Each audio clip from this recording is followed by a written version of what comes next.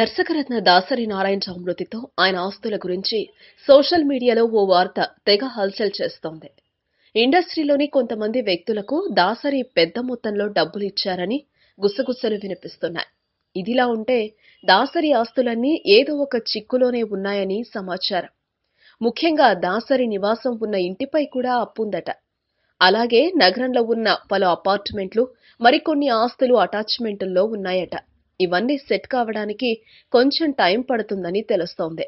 దాసరి ఇంటిపై కూడా అప్పుండటానికి ఆయన భారీ మెయింటెనెన్స్ ఖర్చే కారణమని తెలుస్తోంది.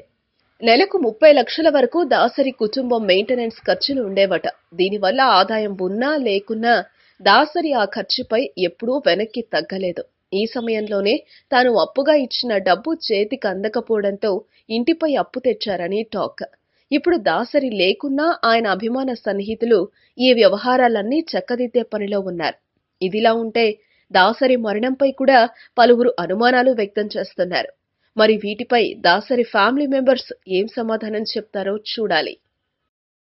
ఈ వీడియోపై మీ విలువైన కామెంట్స్ ని మాతో షేర్ చేసుకోండి. అండ్ ఇంకో విషయం, సబ్స్క్రైబ్ చేయడం మర్చిపోకండి.